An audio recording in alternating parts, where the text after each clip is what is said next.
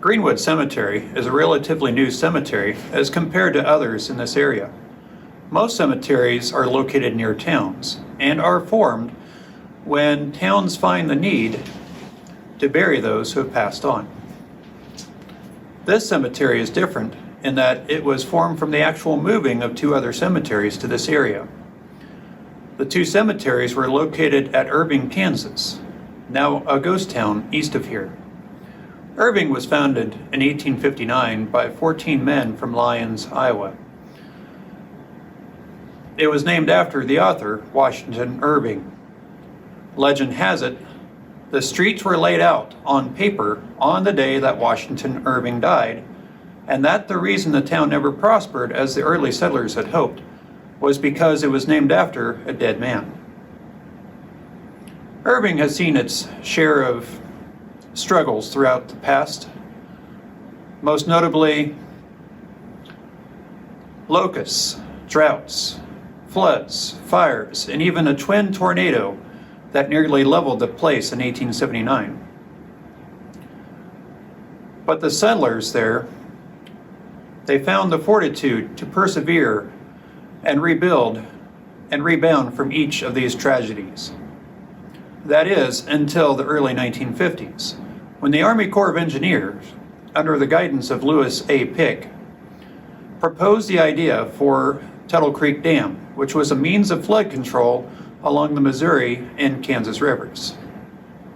The project had already been approved by Congress when area farmers took up the fight against this big dam foolishness, which would ultimately drown 9 towns, flood 55,000 acres of valuable bottomland, and banish 600 families from their ancestral homes. The fight was a futile one, and by 1957, the town of Irving was preparing to shut down and settlers to relocate. Moving the cemeteries became a major part of moving the towns. Greenwood Cemetery is actually 2 cemeteries in one. The original cemetery in Irving was also known as Greenwood Cemetery and was located across the river on the Big Blue River Bridge. The land for this cemetery was purchased by Enoch Hunt for $3,000 in June of 1876. When the tornadoes that nearly leveled the town literally blew away the Big Blue River Bridge in 1879, the townspeople found it necessary to find a suitable location to bury those who had passed on. 10 bodies who had died in this tornado were laid to rest at Sylvan Shade Cemetery, which was located on the very east end of Irving. It is now known as the Hawk Cemetery. By 1958, Irving was preparing to move its cemeteries. Tom Blodgett, one of the voices of the past for today, was in charge. The Corps of Engineers allowed the towns along this river to find suitable locations for their new cemeteries, given a reasonable distance and within given specifications. The land on this lovely hillside of 9 acres, just south of Blue Rapids here, was purchased from its owner, Harold Bork, and was bought by the Corps of Engineers to build a cemetery. The Bork family are also buried here today.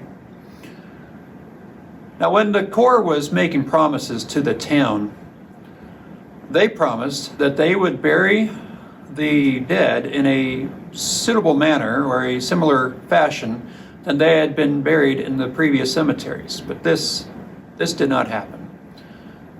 Another interesting fact is that you pass through the back gate. The main entrance is on the south side of the cemetery. At one time, that cemetery entrance, it opened to a county road that went right past it. But today, it just empties into a field. Now, at one time, as I said, it did have a county road past it, but when the road was rerouted, it went past the back gate, and now that fancy entrance there on the south leads to nowhere. Ironic?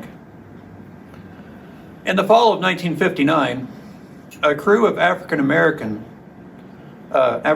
men took up the solemn task of moving nearly 900 graves from these cemeteries to the new Greenwood Cemetery. Families were notified when possible, and they could be present when bodies were disinterred, but most of the time only ashes were moved. The crew was quartered at Denton Station for the duration of their service. And towards the completion of their work, they were provided a nice bountiful Thanksgiving dinner from the local community. Now, very few know much about this cemetery, so we welcome you here today to gaze upon the grounds here and to see the well-tended cemetery that we have kept up. A number of voices of the past are here today to share with you their stories, so spend some time on this lovely hillside and listen to the tales they tell.